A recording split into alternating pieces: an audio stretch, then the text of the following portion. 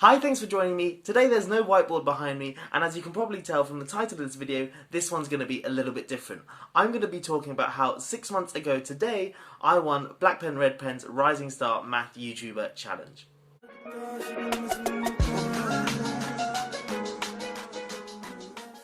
First and foremost, if you're new here, hello, my name's Jamin and I'm a 4th year undergraduate mathematician at the University of Oxford. Now, I should firstly say the point of this video is not to brag or to boast about winning the competition. It's very much just me saying thank you both to Steve from Blackpenredpen for making the whole thing possible, and also to you guys for perhaps voting for me, or even if you didn't vote for me, just perhaps stumbling across my channel and all the support as well that you've provided as a result. So just essentially that, and also just my views on the whole competition. But before I get into all of that, let me quickly discuss what this competition is about, because I reckon a few of you may have no idea what I'm on about.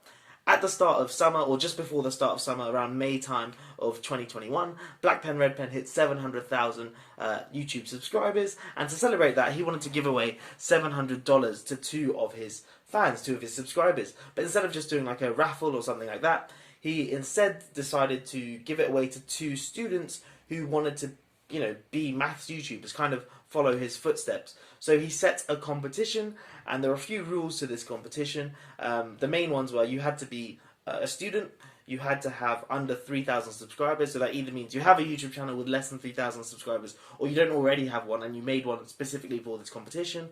Or thirdly, a third rule was you had to make 24, I think it was, videos over the summer. And I think the summer, he defined the period, I think it was about 12 weeks, so that would, 24 videos, 12 weeks is roughly 2 videos a week. And they couldn't, you were allowed to make YouTube shorts, but YouTube shorts didn't count for the 24, so they had to be, proper videos sort of thing. And there may have been some other rules as well. My memory's not amazing. But I definitely stuck to the rules, and I made a lot more than 24 videos. I think over summer I churned out something like 10 or so videos a week, including a few shorts. So definitely hit the 24 video count. Definitely had under 3,000 subscribers, and I definitely was a student. And there may have been a couple of other rules, as I say. But yeah, those were the basic rules. And then at the end, at the September-ish deadline, the start of September, end of August, that was it, and you had to submit what you thought was your best video to Blackpenredpen, and also you had to make a 3-minute long just introductory video, so talking about yourself. So if you want to see which videos I submitted as my best and my best video and my introduction video, I'll leave links to them in the description below. But yeah, once he'd seen all of those, all the contestants had submitted that all in. Obviously, he had to watch all of those and decide which ones he thought was the best, and then Steve put forward 5 finalists, and I was lucky enough to be one of the 5. So 5 finalists, and that was released around the start of September 2021. And as I say, I was one of the lucky 5 finalists. And then what he did was he released the links to what we deemed our best videos, and what we deemed what was our introductory videos. I'm struggling with that word. What was our introductory videos for each of the 5 contestants out to the public, out to his many followers, and then his subscribers could then watch those videos for each contestant over, I think, a week that roughly he gave. Watch each of those videos and digest each of the channels, kind of thing, and decide which one they thought was the best, which one they thought would be the most successful, which one they enjoyed the most, I guess. And then after that, Steve released a poll, and people could vote for their favourite channel, and then the top 2 of the 5, the 2 who got the most percentage of the votes won the competition, sort of thing, and they won $350 and also got a t-shirt. I think all the 5 finalists, in fact, got a t-shirt. So this one is my t-shirt here, which I won. It's quite cool. It says JPie, which is me here. Karate kicking calculus, so I guess it's to say that I'm good at calculus or something like that. Anyway, that was essentially the competition, which I won, which I'm really happy for. But yeah, let me get stuck into saying thank you, and also to my thoughts on the whole thing. So the first thank you I want to give is to Steve from Blackpenredpen for making the whole thing possible. So I hope you're watching, Steve. A massive thank you to you for running the whole thing, for being so generous as to give away $700 and 5 t-shirts as well, and also I guess just for having my name and the other 4 finalists' name appear on your channel. Just links to our channels certainly helped my channel grow. I think I gained a good 400 or 500, maybe even more subscribers from that. I saw my view time go up, my number of views, my watch time, and things like that go up. Which, as a YouTuber, apart from enjoying it all, enjoying making videos, that's something that I really look forward to. Is just seeing the numbers, the stats, and stuff creep up, and that definitely helps a lot. It didn't just creep up; it went, it soared up, sort of thing. So really thankful to you, Steve, for running the whole thing. I hope, for me at least, as someone who, if I go back 6-7 years ago, I'm not sure, when I was in year 11 in the UK, which was 16, so yeah, about 6 years ago, I personally didn't even enjoy maths. I was good at it, but I didn't really enjoy it because I didn't see the point of it. And then I must have, sort of stumbled across a few maths videos online, some number files, some Blackpenredpen, and perhaps some others as well, but in particular Blackpenredpen.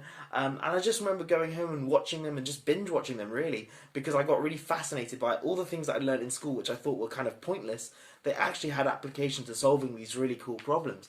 And all of a sudden I was really intrigued and I really enjoyed it. And then I had 2 years of sixth form, and in those 2 years I really developed my love and passion for maths, and which led me to go to apply to do maths at university. So I really am thankful to Steve for having the channel Blackpenredpen, obviously for running the competition, but also just for having the channel and for having it for so long and keeping a very consistent level of quality content. So I really hope that, like me, there's someone there, someone perhaps 6-7 years younger than me who stumbles across your videos and then develops a passion for what I deem is the most beautiful subject, maths. So really thankful for you, Steve, for having the channel, having the competition as well. But also I want to say thank you to you guys, the people watching the video, whether you voted for me, whether you didn't vote for me, whether you didn't vote at all, you didn't know the competition was running, whatever. I'm really thankful for you guys watching this video and all my other videos as well. I think it's very difficult sometimes, or very easy, I guess, to look at the camera, just make the video, and then switch it off, and then that's that. But I think it's sometimes nice to just appreciate that there's someone on the other side watching the videos. Oh, and that's you guys. So a really big thank you to you for supporting me, supporting the channel. I've had the channel now for just over 1.5 years, gained over 2,000 subscribers.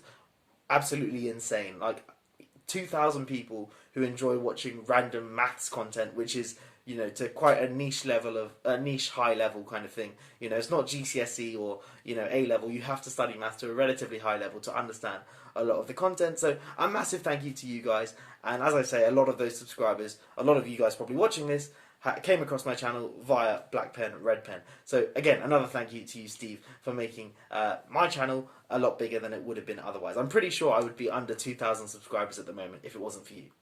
Okay, so now on to my thoughts about the whole competition. And overall, I think it was an absolutely amazing idea. For certainly extremely selfless, as I mentioned, to be able to, want to give away that amount of money, and also the t-shirts as well, and also your time for having to sift through all the videos, and also just give away, like, not subscribers, but, advertise, I guess, other channels is certainly a very selfless thing to do. And that's kind of what Blackpenredpen did by putting our channel links on his page. Because at the end of the day, other maths YouTube channels are kind of his competition, in inverted commas.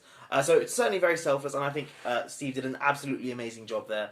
And I think, as I say, the competition, the idea for it all was really good. Because I think one thing that's important is giving back.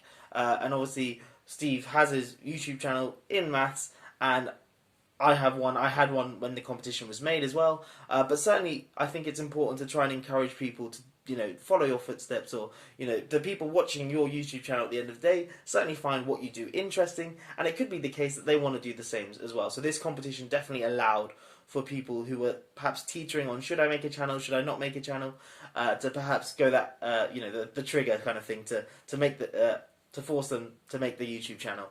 So I think in that sense it was a really good idea, because I think, from my experience of making a YouTube channel, I think one of the hardest things to do is get that first video uploaded, because in your head you go, oh, should it be perfect, should it be not, and then with that you just procrastinate and time waste, and you never actually get round to making your YouTube channel. So this competition, as I say, would have been a really good trigger for that. Also, it came at a very good time in terms of online content. It was the start of the pandemic, which obviously is a big negative, but a lot of people were reverting their attention to online, especially with schools, at least here in the UK. A lot of them went on to online learning. And now my channel is more aimed kind of at a university level kind of maths enthusiasts, but a lot of people who would have entered the competition may be sort of targeting a slightly younger age of people who are still in school who then at the time relied on YouTube or other online sources for their learning. So it came at a really good time to try and get as much maths content out there so it could help a lot of people. So I think in that sense that was another kind of pro to the whole competition.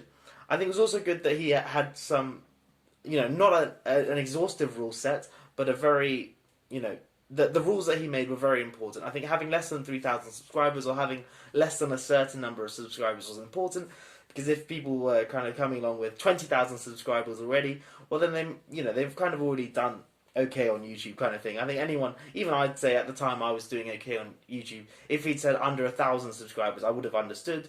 I wouldn't have been eligible, because I think at the time I had about 1.4 K roughly subscribers. But yeah, as I say, it's nice to have that rule, but also the rule being a university student, perhaps it could have been open to other people, but I think students is good because it also kind of insinuates that they're young as well, so they are rising, they're still young in their career as well, and it's something that they could potentially make a career out of. That, and the other rule was making the 24 videos, so it kind of forced you to actually put out a lot of content. You couldn't just put out one video and then kind of put your fingers, cross your fingers that you'd go ahead and win the competition or whatever. You actually had to put in a lot of effort, and I think it's indicative of being on YouTube does require a lot of work, a lot of effort, and yeah, hopefully this showed people that making YouTube videos, watching them is easy. You just sit there, press play, and sit back and relax. But to make them, there's a lot of time and effort that goes into them.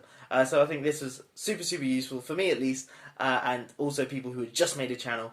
I think that aspect of the competition was really good. I also think that it's pretty cool that he allowed for his subscribers and followers to kind of make the final vote. So obviously, as I say, he had a bunch of people enter, and then from those entries he chose 5 finalists. But then once those 5 finalists had been chosen and he released links to all their videos, he then allowed it to all the subscribers to vote for who they thought was the best, whose content they enjoyed the most, who they can see being kind of the most successful. And that's kind of nice, because I think if it was just Steve, then I don't see the point in him announcing it to all of his followers, really, if it was just Steve. But what was nice is he included his followers and kind of made it an interactive decision. If you read the comments of my video and all the other contestants' videos, you get a lot of discussion, a lot of people talking why they thought this video was better than that video, and in most cases it wasn't like a negative kind of toxic thing. It was just a very pleasant way of saying, oh well, this person does this and this person does this better than this, and so on.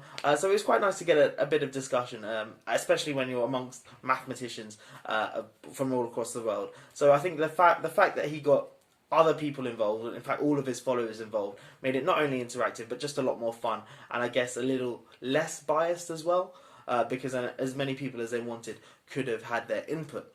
The one thing I will say, and I think anyone who perhaps reviewed or was kind of following the whole process, one thing I will say which perhaps could have been done better is the voting.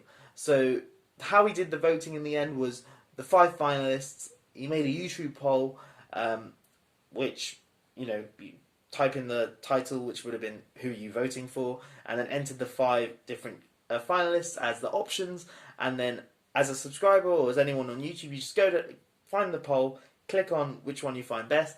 But then one kind of negative about YouTube polls is that it automatically tells you the results, essentially, the live results. So if I click on, say, JPy Maths as my answer, it will then say, well, this is how many % have voted for JPy Maths, this is how many % have voted for the other options, and and so on. So it kind of means, and then you can also go ahead and change your vote as well. So if you see that, oh, this person has 10% of votes and this has 12, you might change your vote, just depending on just the percentages, which obviously shouldn't happen. You should just vote for the person who you think was the best. But that being said, I think voting on YouTube, having the YouTube poll, having the poll on YouTube is probably definitely the simplest thing he could have done. Better than having, say, a link to an external poll. And obviously an external poll he could have used may have made it a bit more secure. So you just make the vote once, and then you can't see what the what the current readings are, what the current votings are, and things like that. But obviously that would have been a little bit of hassle. People would have had to exit YouTube, and then I guess that from YouTube's point of view, they don't want that. They don't want people clicking off the app. They want people to stay on the app as long as possible. But yeah, also it might have meant people having from different countries having different issues with accessing a poll. Whereas if it's on YouTube, if you're already on YouTube, you're not going to have any issue with accessing the poll. So obviously some pros and cons to it, but I think it was certainly the simplest decision. But perhaps maybe YouTube could do something to make a poll which is a bit more secure. But obviously YouTube polls aren't generally used for deciding competition winners. Okay, so just some final words from me. I guess if I were to ever hit 700,000 subscribers or anything of that order of magnitude, one thing I would love to do is do something similar to Blackpenredpen and give back to those, my followers in some way or another. I think when he hit 600,000 subscribers, he donated $600 to a charity which was voted on by his subscribers. So perhaps something like that, or something competition like what Blackpenredpen did, or something completely different. But I definitely think giving back is an important part of YouTube and an important way of saying thank you. But I think at the moment with just 2,000 subscribers, which is still a lot of subscribers, and also someone who is a student who does not have $700 sadly at the moment to just give away, I don't think that's something I'm going to be doing at the moment. But do look forward to that. Hopefully if my channel ever blows up, I'm going to stick to that. Quote me on this video, keep tagging me in this video saying, hey Jamin, you said you were going to do a big giveaway if you hit a bunch of subscribers, and I will definitely do something like that. But yeah, for now I'm still on my 2,280-ish subscribers. Hopefully I can hit 3,000 subscribers relatively soon. So if you are not subscribed, please do consider subscribing. I'd really appreciate it. Go check out some of my other content. Give them a thumbs up as well. That would all be amazing. I think I was looking at YouTube Analytics. It gives you a bunch of cool different stats about your channel. And one of the ones which is kind of alarming, if I'm honest, is the fact that most of my viewers watching the videos aren't even subscribed. It was something like 80-85% of the people watching my videos aren't even subscribed. So I'd be really, really grateful if you are watching this and you're not subscribed, if you could hit that subscribe button. It would mean so much. But anyway, that's enough waffling from me. Massive thank you to Steve for making the competition possible. Thank you for watching, supporting, subscribing, voting, all of that sort of stuff. And I will catch you in the next one. Have a great day.